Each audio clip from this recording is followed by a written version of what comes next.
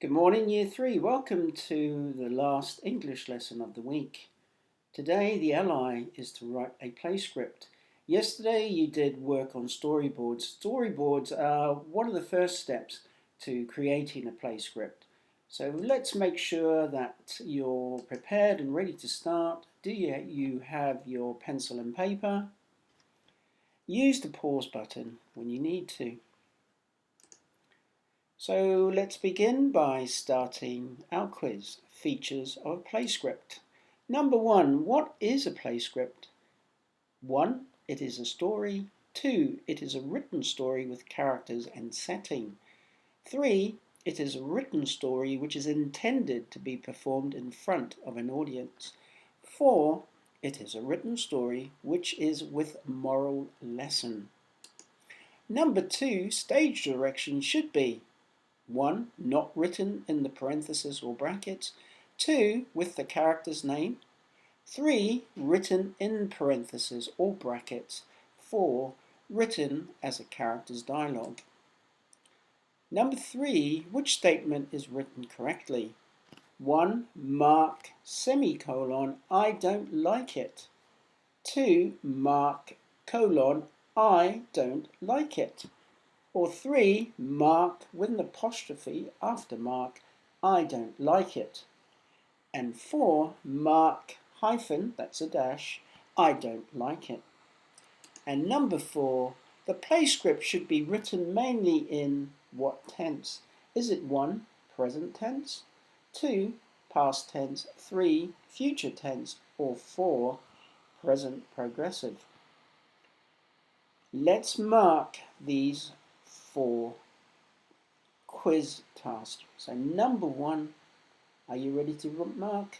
What is a play script? It's number 3.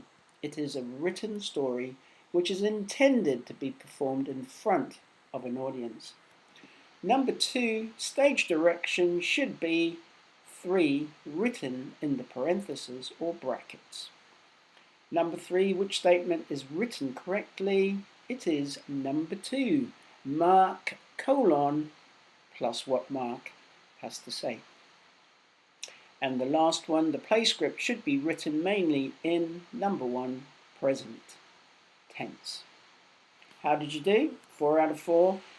I know quite a few people, after looking at your work, you've been able to score full marks in these quizzes, which shows that you can recognize, identify features of a play script, which is what the objective is. Especially today, you need to know about features of a play script. So let's continue with our quiz. 4 out of 4 would have been a great mark. 3 out of 4 is definitely okay. Anything below that, you have work to do. Which information should be included in setting the scene? Number 1, setting and its description. 2, characters and their descriptions. 3, stage directions. And 4, all of the above. Excuse me. Number 2, which feature belongs to a play script? Is it 1, title, 2, dialogues, 3, stage direction, or 4, all of the above? And last of all, which punctuation mark should be used in play script after the character's name? Is it 1, a full stop, 2, a comma, 3, a semicolon, or 4, a colon? Let's mark the quiz questions here. So number 1, which information should be included in setting the scene? It's number 3, all of the above. Number 2, which feature belongs to a play script? Number 4, all of the above. And number 3, which punctuation mark should be used in the play script after the character's name? It's number 4, colon. Right, so how have you done? That would be 7 quiz questions or tasks. 7 out of 7, perfect mark, 100%. which goes to show you are a master of recognizing, identifying features of a play script. 6 out of 7, still very good. 5 out of 7, good. 4 out of 7 is only just okay. Anything lower, you definitely have some work to do with identifying and recognizing features of a play script.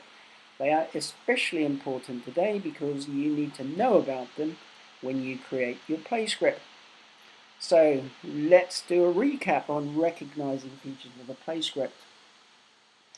By now you should be able to look at a play script and identify the character and the narrator. You should also be able to identify the stage directions, and that's really straightforward because stage directions always appear in brackets or parentheses. Scene number, well, that's very obvious. You can see on this sheet it's got scene 1, so that's pretty straightforward. And with the scene comes the title. Theatre words, you know about these. These are words that people who operate behind the scenes need to know. So when the play begins, they know when to turn the lighting on, when to turn it off, whether to put a spotlight in a particular place. Those directions are the theatre words for the theatre workers who support the play. They bring on props as well, right? And not just lighting or special effects. So you should know now about description of a setting. That will help the audience visualize what to expect before each scene begins. And of course, you need to make sure you understand all of these features in order to do the play script today. So what is your next task? It will be to watch a video. There is no speech in this video, which means that it gives you the ability to create the dialogue for your play. So let's watch the video and then we can talk about the next 2 steps, which is storyboarding and then writing the play script. Rather than try and click on the link, because my internet today is playing up a bit, I am just going to come out of this and go straight into the video. So let's begin. So remember, watch.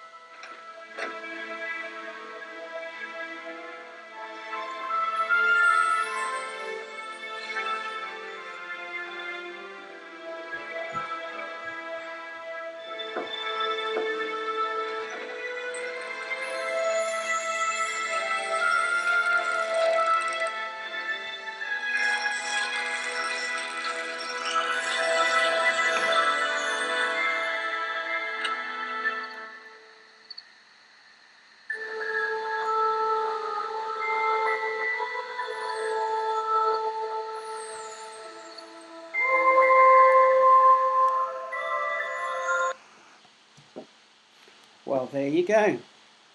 That's the video that you will need to use in our session. So let's move to the next step. So once again, if you're going to write a play script, you need to know about the features of a play script. We've been through it. So we've got the setting, description, the narrators, Big Rabbit and Little Rabbit. We know about the theatre words. We know about the characters in the narrator. We know about characters and what the characters say. You know that stage directions appear in brackets. And recognizing these features for today will be important. Okay, let's think about the video. You can always go back and rewatch it. I'm thinking that it will possibly be easier to do this video as part of the play script by only focusing on where the old man turns up in the forest and sees the robot by the log with, I'm going to call it a pixie, with the pixie that seems to be trapped by the log. So here you have the pixie. What could the pixie be saying? They definitely need saving, so what words do you think the pixie could be saying to the robot to begin with? And the old man will hear it as well. And then who talks next? Well, the robot. The robot would talk next because he's probably going to say something like, I will save you, because the pixie is probably saying, please save me, I need help. And the robot replies by saying, I will help you, I will lift the log. And so the robot starts trying to lift the log, and the pixie might be replying to the robot and saying, thank you very much for trying to save me, or helping to save me.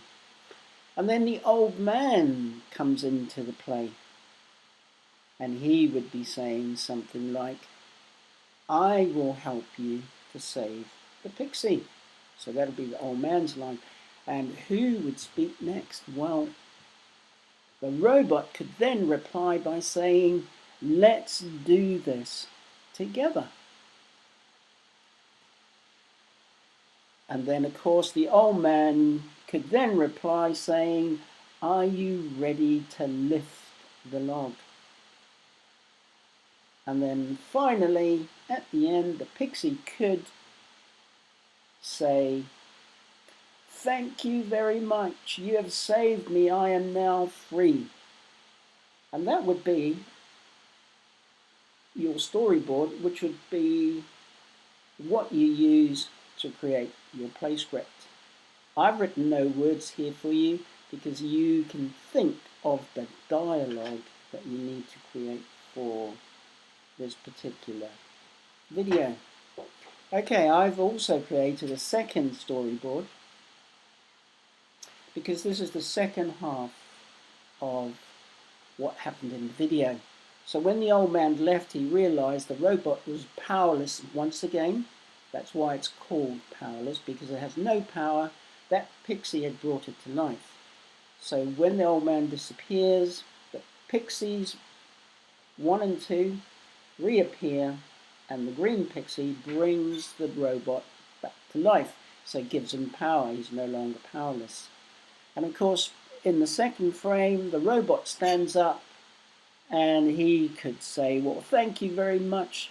I really appreciate what you've done. I have power again. I'm alive. So it's like he's been saved as well. And then we go to the third frame. The old man reaches home. He's feeling, I am so disappointed. How am I going to get my robot back? Because he's too old. He won't be able to carry that robot. And then he walks over to the book and he closes the book, if you remember, because he thinks, I'm powerless. I can't save the robot. And of course, we go to the 5th frame. The robot says, well, I'm so happy that I have power to move again. I'm alive. And then the old man hears a knock at the door. Who could that be? It's you, robot. How wonderful. And then, of course, the robot could then reply when he's in the house, I am so happy to have power and be alive again. That's something I've just made up. But you need to think of how your play script is going to play out. So first of all, you can see that you've got here my play script. So the characters in this scene are, who are your characters going to be? I've talked about the old man, the robot, we've got the red pixie and the yellow pixie, or you choose green pixie, it's up to you. And the setting, where does your part of the video take place? So where does the play take place? Does it begin in the woods, in the forest, when it's very... Remember what it was like out there? It's the middle of the night. The old man had a lantern so that he could see in the dark. So think about the setting. Where is it? What is it like? And then after that, you've got the character name and what the character says. So remember, put the character name, old man, with colon after the character, and then whatever speech the character makes. So that will be their dialogue.